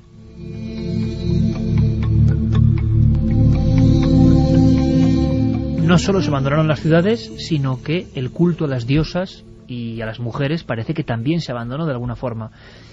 Yo decía, reflexionando ante las figuras de Göbekli Tepe, que si a alguien quizá no le interesaba, porque es increíble que después de 15 años de excavaciones, muchos arqueólogos en España, yo he hecho la prueba a los más prestigiosos, muchos no sabían lo que estaba ocurriendo en ese trozo de la Anatolia. Pues bien, estando allí, investigando y leyendo, supimos de una historia triste, yo creo que reveladora de lo que pasa, y que es la de un templo muy parecido a Göbekli Tepe, ese que va a cambiar la historia, que la está cambiando ya, que se llama Nebali Kori o Nebali Choré. Se sabía en los 60 que algo muy raro se había descubierto, y ese algo muy raro fue pasado por las aguas, y bajo las aguas hoy muchas de estas figuras de diosas y de dioses extrañísimos, por lo que se sabe, con presencia de las serpientes. Imaginaos una figura de gran cabeza, sin pelo, de espaldas, y que una serpiente sube por la espalda hasta la cabeza. La omnipresencia de las serpientes. Muchos pensaban en la historia de Adán y Eva, siglos y siglos después, por la presencia precisamente de los ofidios entrando y saliendo de la tierra. Pero eso son suposiciones. Lo que sabemos es que en unas obras, cuando se estaba especulando incluso con la creación de una gran presa en el río Éufrates, estamos en la franja del creciente fértil, donde nace evidentemente la humanidad, o la humanidad moderna, se encuentra Nebali Kori. Y lo increíble es que hoy Nebali Kori no se puede visitar. Es increíble porque está debajo de las aguas. Ya lo sabían los arqueólogos, sabían que cuando se construyera esa presa, ese yacimiento arqueológico se iba a perder para siempre. Tenían poco tiempo para sacar todo lo posible. Llegaron a excavar 5 niveles, que es así como lo llaman los arqueólogos, a las diversas prospecciones que hacen, y encuentran cosas maravillosas. Aparte de 29 casas, que estaban además construidas perfectamente, con sus diferentes habitaciones completamente diferenciadas, encuentran también templos como el de Göbekli Tepe, templos donde esas tes vuelven a salir a la luz. Y cuidado, Carmen, que hay una cosa muy curiosa. Tanto en Göbekli Tepe como en Nebali Kori, esos templos o relojes solares con tes de piedra tienen 13 alrededor y 2 en medio. O sea, había algo que repetía la misma idea. Sí, eso es. Tenían que tener contacto, o por lo menos haberse copiado uno a otro. Lo cierto es que son muy parecidas, porque esas tes de piedra también tienen manos y también tienen brazos, igual que las de Göbekli Tepe. Esas tes, esas taus, como las que tenemos en Menorca, muy parecidas, también tenían agujeritos arriba donde se ponían las velas, o donde podían iluminar de alguna forma o dejar el cuerpo sacrificado encima. No se sabe muy bien qué se hacía encima de ellas, pero para algo tenían que servir. Pero Iker, también encuentran esas cabezas de las que hablabas, una cabeza por la que va subiendo una especie de serpiente. Hay figuras humanas que tienen la tripa hinchada, no se sabe si es alguna figura que quiera pues representar a una mujer embarazada, o el culto a la fertilidad. Hay una, por ejemplo, que es impresionante, una especie de estela, donde salen 2 danzarines, pero un grabado de hace 10.000 años, 2 danzarines, y están bailando, y en medio hay una criatura que es como un monstruo, algo monstruoso que está bailando con ellos. Algo monstruoso también es una cabeza humana con el cuerpo de pájaro, que es increíble. O también una cabeza agazapada en forma fetal con un buitre encima como vigilándole. Sí, pero fíjate, eso los arqueólogos le han dado un sentido, o por lo menos es la teoría que han dado. Esa cabeza podía ser, porque creen que es femenina, podía ser de una mujer ya muerta, cuyo ave, el ave que hay encima, llevaba su alma al más allá. Esa es la interpretación mágica religiosa que han dado los arqueólogos, porque si no, no tendría ningún sentido. Lo cierto, Iker, es que Nebali Kori, un templo del siglo IX antes de Cristo, el milenio IX antes de Cristo, hoy no se puede visitar. Hoy no se puede visitar porque está debajo del agua del río Éufrates. Ha sido completamente anegado, toda su historia, todas estas piezas magníficas, estas tau, han desaparecido para siempre, y una parte de la historia ya nunca podrá ser recuperada. Pues con esta escena terminamos nuestro repaso por el Neolítico. En el año 1865 Lubbock habló de la nueva edad de piedra, de un salto, pero un salto que ahora vemos que fue mucho más importante. Hay quien dice que habría que reescribir la historia y hablar del Natufiense hacia el 11.140 a.C. hasta el 8.000 a.C., donde pasaron cosas, revoluciones, se llamó revolución increíble. Fueron los dioses, tuvieron contacto con algo que les dio una especie de idea sobre lo que iba a ser el futuro. Me estoy imaginando cuando decía Santi esas mujeres mientras los hombres cazaban. Esa mujer experimentando y viendo que un brote da otras semillas y otros frutos. Y empiezan a ver que hay que cultivar. Es tan sencillo ahora nos parece sencillo. ¿Y ese primer hombre que dijo que el perro era amigo y no alimaña a matar? ¿Qué tenía en la mente? ¿Cómo fue el gran salto? ¿Y esa gente que dedicó su vida a guardar los rebaños y no a devorarlos como el instinto obligaba? ¿Qué clase de organización social y religiosa empezó ahí? Hay quien piensa, y yo creo que hay margen para hacerlo, que algo extraordinario, como en otras partes de la historia y el mundo, debió pasar. Lo bonito es que ahora, si fuésemos submarinistas y profundizásemos en la presa Ataturk al paso por el Éufrates, construida en 1900 o terminada en el año 93, al final, en lo profundo del agua, muy adentro, en una especie de cubículo de agua, encontraremos esas tés de piedra y algunas figuras humanas que parecen extraterrestres, como nosotros imaginamos un extraterrestre que grita, que tiene la boca abierta y que lanza un enorme grito. Algo asombroso, un salto infinito, algo tan impresionante como ese salto del que hemos hablado de la conciencia humana hace 41.000 años. En mi humilde opinión, habría que marcar muy bien 2 hojas en el calendario. Hace 41.000 años, cuando alguien que somos nosotros también sufre una especie de iluminación y empieza a hablar, empieza a pintar, empieza a creer y empieza a entrar a los suyos.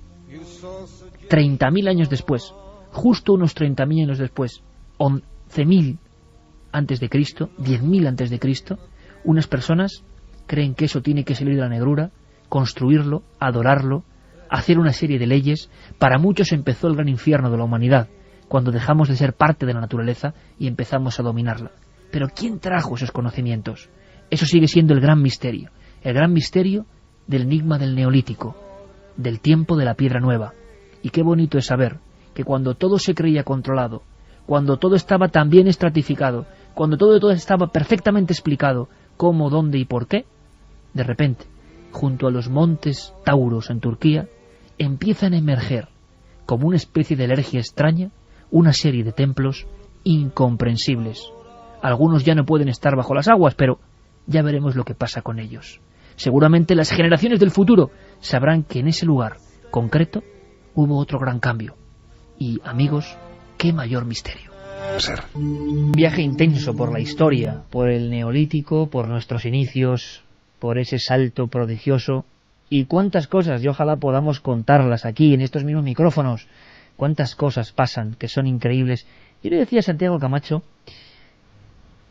en fin, ¿cómo es posible que tantos amantes del misterio puro y duro, de los visitantes del cosmos, no se hayan aposentado ya sobre estas nuevas sorpresas de la tierra turca? En fin, pasará un tiempo, imagino que se irá incorporando a los grandes misterios. Da la sensación de que muchos siempre hablan de los mismos misterios y hay otros muy superiores. Hombre, bueno, solo hay que verlo cuando estás allí, que no hay ni un extranjero. Sí. Es verdad, íbamos los únicos extranjeros que viajábamos desde Estambul a Sanliurfa éramos nosotros. El resto era gente de allí, eran todos, y no nos encontramos con ningún extranjero mientras estuvimos en Urfa. ¿Sabes de qué me estoy acordando ahora, no? Justo ahora. Sí, del señor con lepra que llevabas justamente detrás de tu asiento. Me impresionó mucho ese hombre con la barriga hinchada. El hombre tenía una enfermedad, claro, pero te dabas cuenta a dónde ibas observando esto, ¿no? Y lo vimos en la cola, que era toda gente evidentemente musulmana. El viaje a Sanliurfa ya es a lo que ellos consideran a la zona sur de Sanliurfa, Kurdistán, con muchos problemas, un área que ha sido muy polémica y considerada peligrosa. Y aunque ahora no, estaba perfectamente fenomenal. Y este hombre muy huesudo de cara, muy cetrino, y sin embargo con una gran barriga, y luego le faltaban dedos, sí. Y se puso justo detrás de mi asiento, y yo, no sé, tenía una sensación muy muy curiosa, ¿no? De viajar directamente a otro mundo donde nacieron muchas cosas. Apuntad los nombres, amigos, merece la pena de investigación. Nosotros hacemos cosas para que vosotros continuéis investigando. Göbekli Tepe, Çatalhöyük, Nevali Shore, y tantos otros, Jericó, evidentemente. Pero nuestra obligación es seguir ahondando en misterios, que estos también son inmortales, ¿eh?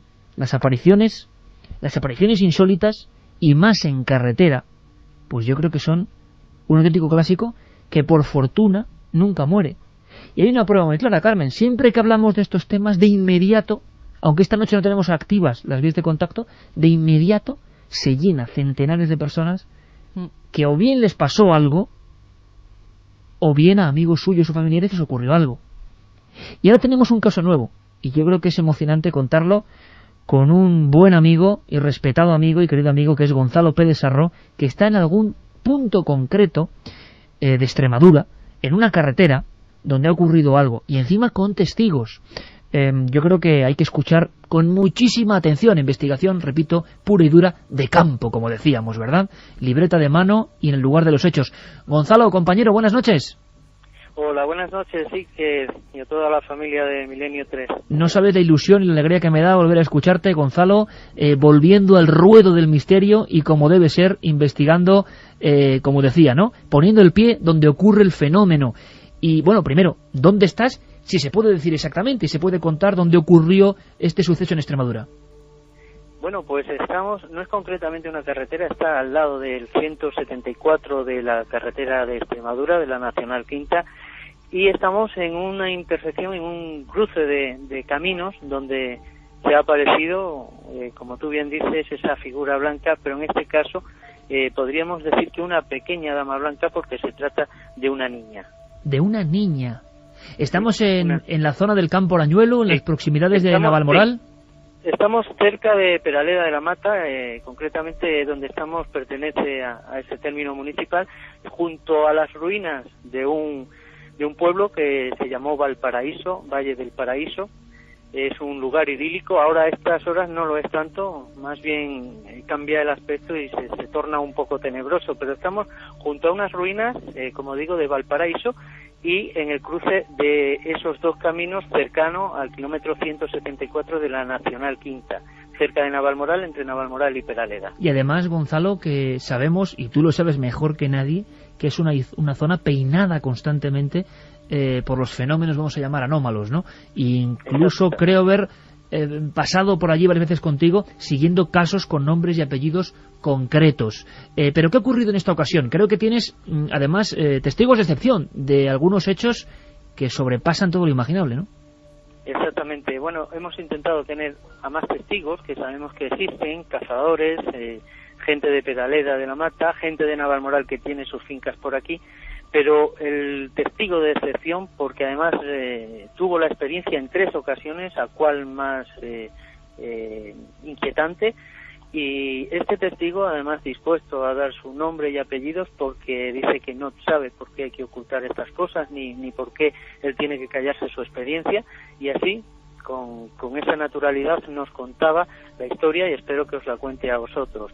Es un vecino de Navalmoral de la Mata que tiene, como otros tantos, una parcela aquí cerca a Valparaíso. Buenas noches.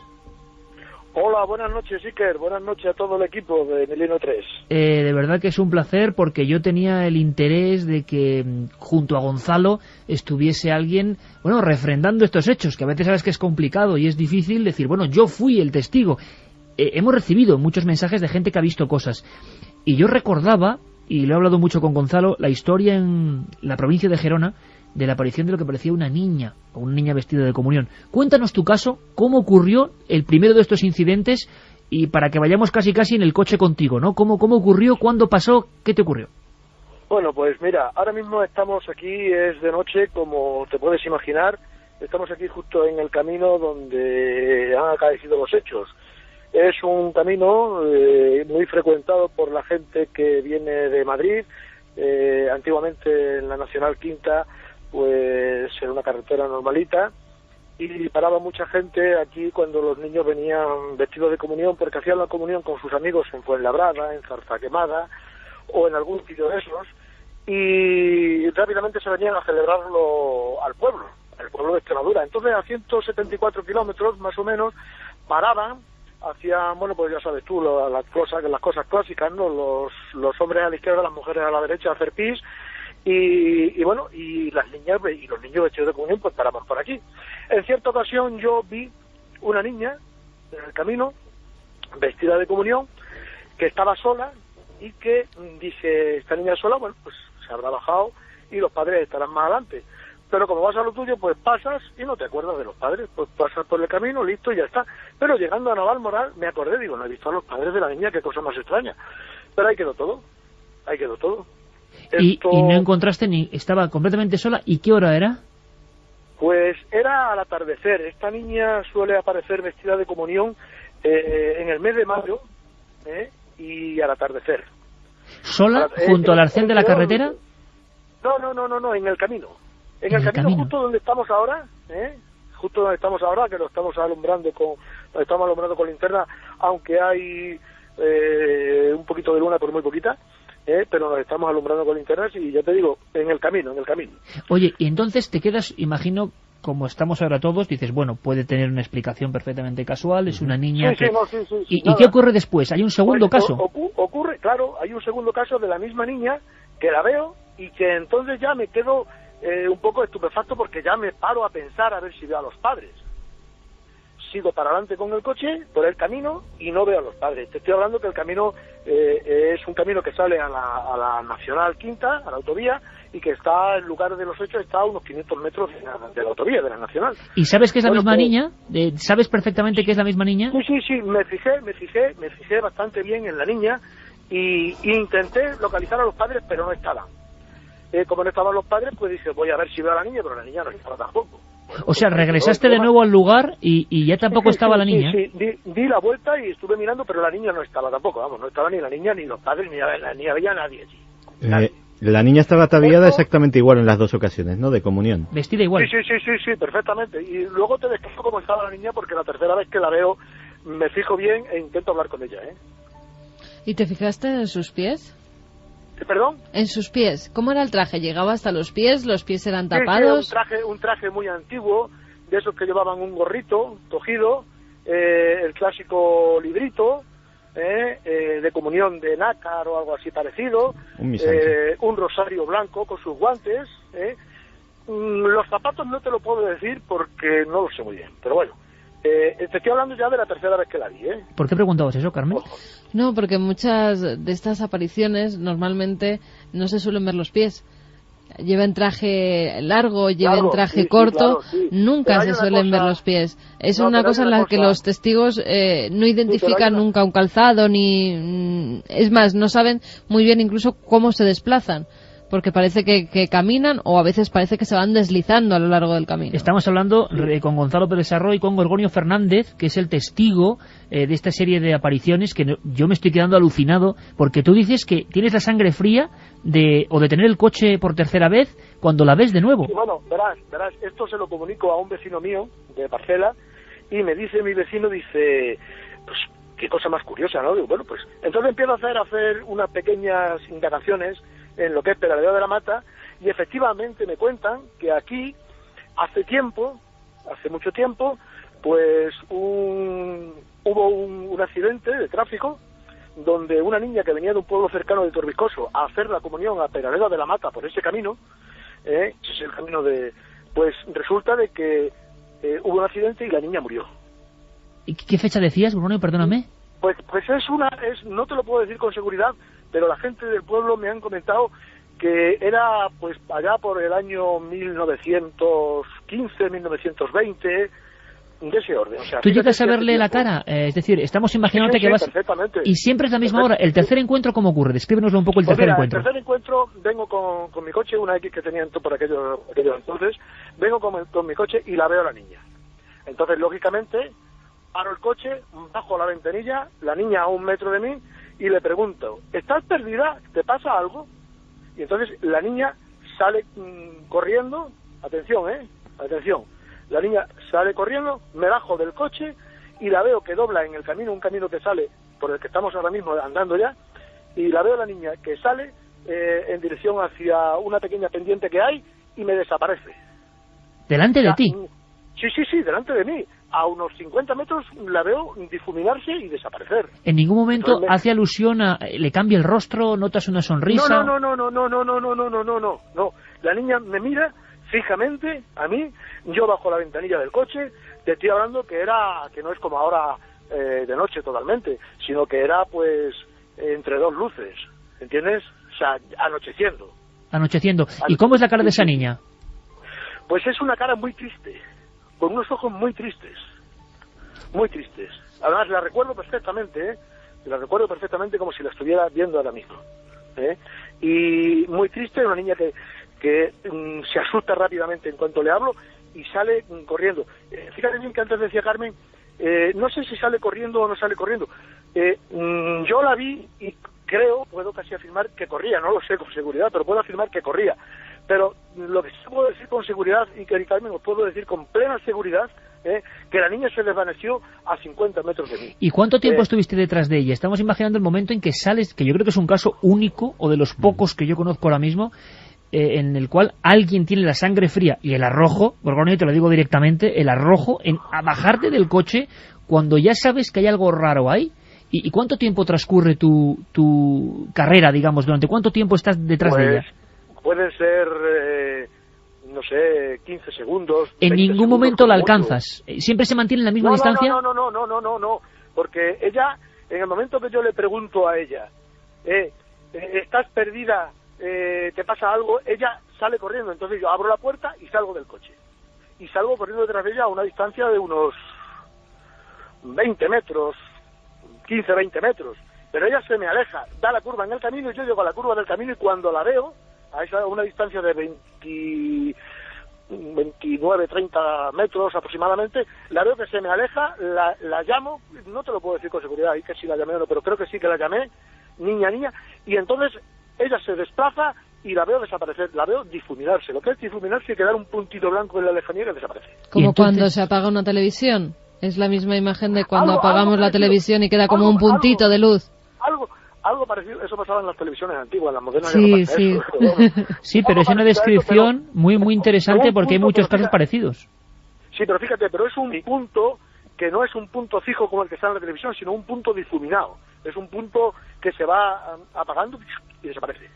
Gonzalo, antes de que Gorgonio nos cuente alguna cosa más, que te agradezco, no sabes cuánto, imagino que la audiencia también. Primero la rotundidad, la naturalidad, y este es tu encuentro, lo que ocurrió. Y yo creo que, como tú bien decías, y nos decía Gonzalo, esto hay que contarlo, porque no es la única vez. Gonzalo, yo creo que de inmediato tú has pensado como yo, cuando decía Carmen, eso de la visión que va de nuevo hacia un punto, como ocurrió en Talavera la Real, no muy lejos, en la misma comunidad autónoma, en Extremadura, y esa distancia que mantenía la niña con este caso asombroso de persecución, porque en muchos casos que tú y yo conocemos, en Garganta la Olla, por ejemplo, se hablaba de figuras que mantenían siempre la misma distancia y la persona, el testigo, quería ir tras ellos, pero se mantenía la misma distancia. ¿Tú cómo te quedas, Gonzalo? Imagino que inicias las pesquisas de inmediato cuando te llega un testimonio de este calibre, ¿no? Claro, y eso que ocurre con estas apariciones, como acabas de decir, la de Talavera la Real y este caso y otros más, también ocurre con el fenómeno OVNI cuando persigue a un coche, a un conductor. Siempre mantiene, o suele pasar esto, de mantener la misma distancia, aceleres o deceleres. Pues la verdad es que cuando cayó en mis manos este caso, gracias a Gorgonio, pues no sabía por dónde empezar de la emoción que tenía. Es cierto, lo que él ha contado, que Carmen muy bien ha apuntado, como cuando apagas un televisor, él me lo dijo de otra forma, me lo expresó de otra, pero que viene a ser la misma. Cuando un coche te adelanta rápidamente de noche y la luz se va haciendo pequeña hasta desaparecer. Yo creo que en este caso, además de la importancia de la aparición, es que hay una interacción entre el testigo y la aparición. En otras ocasiones, bueno, pues se ve la aparición, pero es que en una acción casi ajena al testigo, no interfiere en la acción del testigo ni el testigo en la de la aparición. En este caso sí, o sea, la niña le miró, reacciona, ¿verdad? Emprende una huida y bueno, luego la desaparición es lo que más asombra, pero desde luego yo me quedo con la interacción entre testigo y niña y testigo. Estamos, Gonzalo, francamente asombrados y queremos mantenernos ahí unos minutos más. Estáis en el lugar de los hechos, que por cierto, ¿cómo es ese despoblado, Gonzalo, que es próximo? ¿Podrías hacernos una diapositiva? Sí, bueno, ya solo queda lo que es las ruinas de una iglesia, de la iglesia que se hizo en el siglo XV. Es un pueblo que además, curiosamente, ha sido multitud de veces abandonados, desde los primeros pobladores hasta la guerra de sucesión del 1701 al 14, que quedó arrasada, y en 1717 ya no tenía ningún vecino y fue ese el fin del pueblo. Un pueblo que decían era rico y que además tenía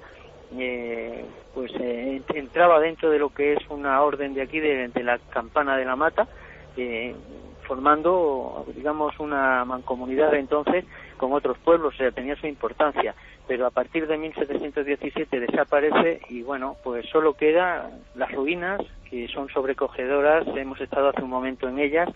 En la noche, desde luego, pues es una estampa algo temerosa, desde luego. Hacía mucho tiempo que Gonzalo Pérez Sarró, mi buen amigo, me hablaba de este caso y desde luego que merecía la pena la espera, la paciente investigación, como siempre hace nuestro amigo Gonzalo.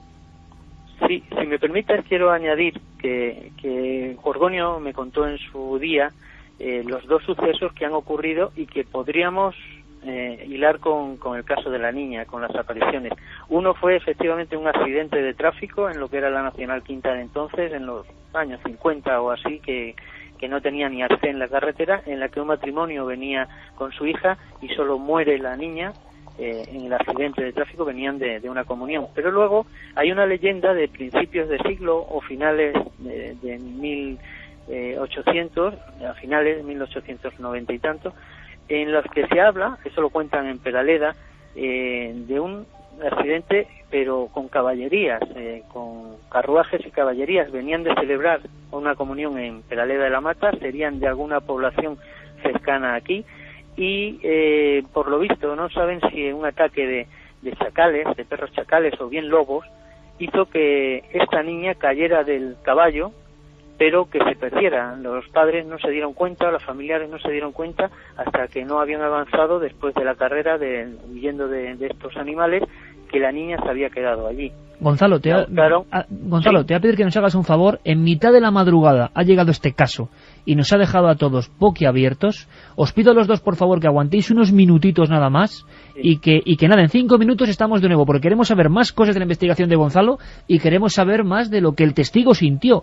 De verdad que nos habéis dejado sin palabras, chicos. Me hacéis el favor, esperáis ahí en el camino junto a las ruinas de Valparaíso y continuamos. Muchísimas gracias, amigos. Volvemos.